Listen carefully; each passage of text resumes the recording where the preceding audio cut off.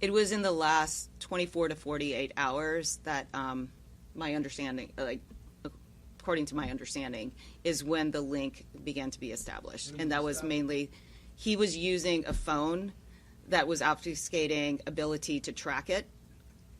And he was using financial, not credit cards that were tied to his name. And so he was sophisticated in hiding his tracks. So the question was there anything else in the storage unit aside from the defendant's body? And the answer is he was found in there with his satchel. There was nothing else found in there that I am aware of, but they're still in the process of searching that facility right now.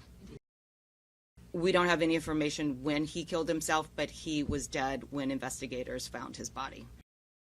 We have no information that he knew any of the victims or anyone who was at that auditorium on the night that he went in and killed. So he was using an application on his phone, and there have been a couple of things. The Google phone doesn't allow officers to ping the direct location and get real-time location information about the phone. There was also beliefs that he was using SIM cards that were possibly European SIM cards that are carried through a provider in the United States but does not provide real-time information about tower connections. The vehicle, we have video of him renting the car at Enterprise here in Boston. We haven't figured out now where he got that plate from. It was an unregistered plate in Maine. We have information that that plate was a very old plate that had been taken out of the registration status over a decade ago. We were with you less than, well, I guess now more than 24 hours ago. We had that picture of that second individual. And I would say within an hour, no more than two, I think it was under an hour, that person came forward to two Providence police officers over on the east side and said he had information, that he was that person and he had information that could help this case. And I remember last night watching his interview, and he blew this case right open. He blew it open. And that's how these cases sometimes go. You can feel like you're not making a lot of progress. You can feel like you're chasing leads and they don't work out. But the team keeps going because, those of us with experience know that you're going to pull a lot of threads, and it's not always the first one that's going to get you where you need to go. But when you do crack it, you crack it.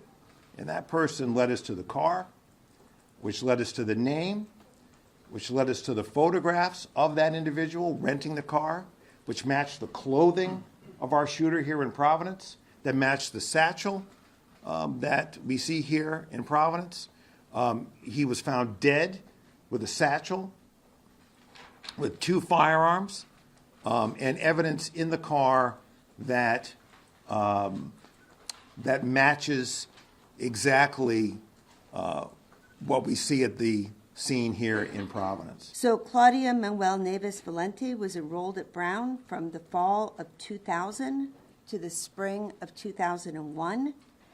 He was admitted to Brown's graduate school to study in the Master's of Science PhD program in physics, beginning on September 1st, 2000.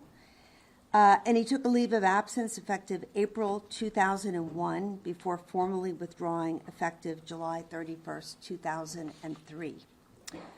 During his time at Brown, Neves Valente was enrolled only in physics classes. The majority of physics classes at Brown have always been held within the Barris and Hawley classrooms and labs.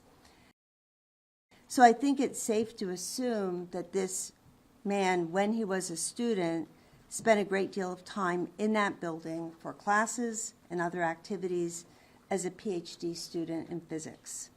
He has no current active affiliation with the university or campus presence. Did Mr. Valente act alone, and is there an anti-Semitism component behind it, do you expect? As far as we know, Steve, he acted alone. And is there an anti-Semitism component to this? No, that we know of, no. Once we were able to identify him, thanks to that individual who came forward, who led us to a plate, which led us to a rental car, which led us to that he rented that car in his own name. That really broke the case open. But in terms of why Brown, I think that is a mystery. I think there may be something going on in Massachusetts that I'm not fully familiar with because we're working this angle, but I think the Massachusetts authorities may be able to share that. Yeah, I don't think we have any idea why now or why Brown, why these students, why this classroom. That is really unknown to us, and it may become clear. I hope that it does, but it hasn't as of right now. If you like this video, then like, share and subscribe to Mirror Now.